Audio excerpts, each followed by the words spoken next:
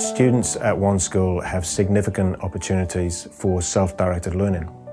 It's part of our Learning to Learn framework, and that includes opportunities to self-manage, that might be around behaviour, to self-monitor, which might be around the work that you need to do, and then to self-modify the work that you're actually doing. There are three components to the Learning to Learn framework. There is the assignment, there is the study, and then there is the lesson. The assignment basically outlines the expected knowledge that the student needs to know at the end of any given unit.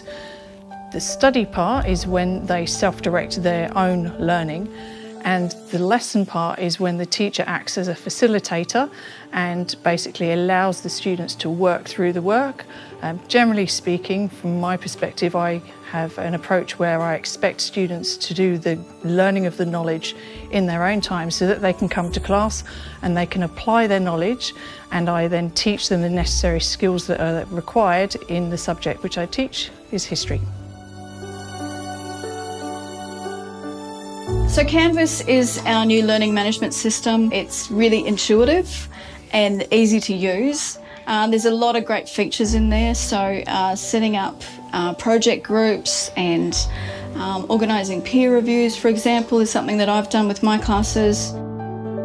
Canvas allows students to collaborate with their teachers, teachers to collaborate with the students and the parents, and it's a much more collaborative tool than the former system that we had.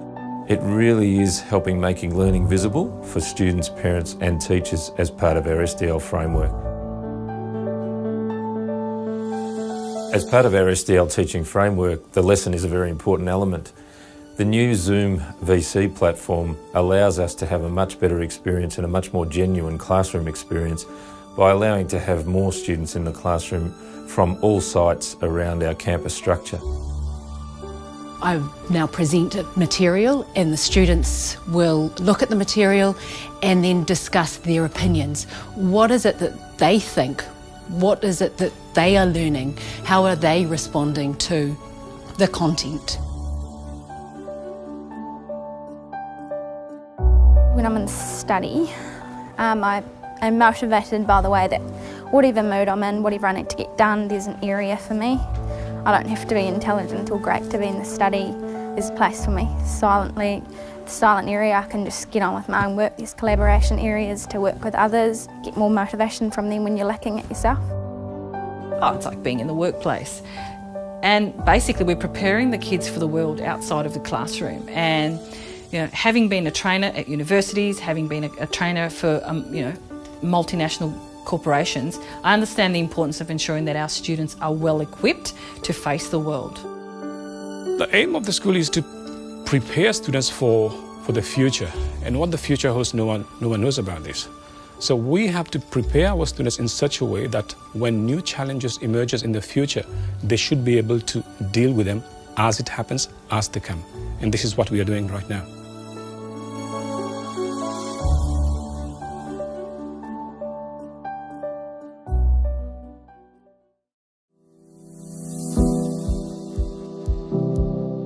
As a primary school, we try and meet all of the learning needs of all of our students here by, I guess, firstly understanding where they sit in terms of their academic ability, and then structuring a lot of activities around that so that we make sure that every student, whether they're a bit lower or a bit higher, are still getting challenged so that they can improve further throughout the year.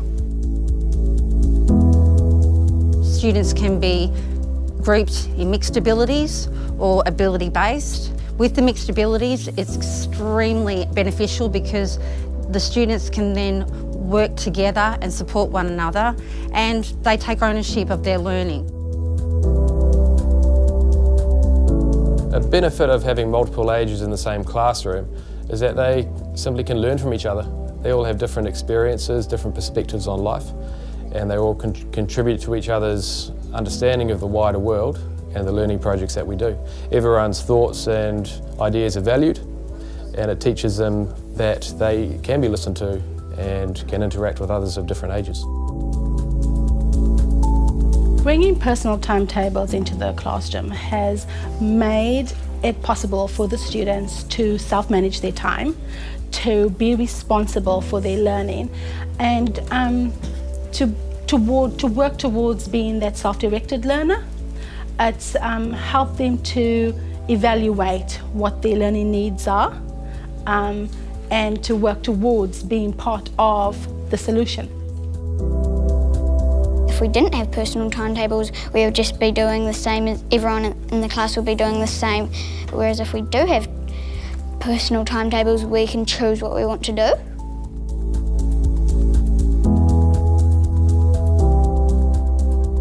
So when I first came to OneSchool, we were very much years 3, 4, 5 and 6. And then we took the project on and we joined 3 and 4 together and opened the 3 and 4 Learning Centre and guided them through the process. And then the following year, I helped open the 5 and 6 Learning Centre and in about 2 weeks we're going to open the 3 to 6 Learning Centre. So we've done a slow journey for the teachers and also for the students, and really the first couple of years was teaching them the language around self-directed learning, and then slowly putting things into action and doing things very slowly. They have a responsibility to help each other. So in my classroom I have study buddies. One's really great at numeracy, one's really good at literacy. They work together, they both benefit and they both grow in their learning. Collaborative learning is very important in instilling 21st century skills in our young learners, and that's a huge part of what we do here in our Learning Hub.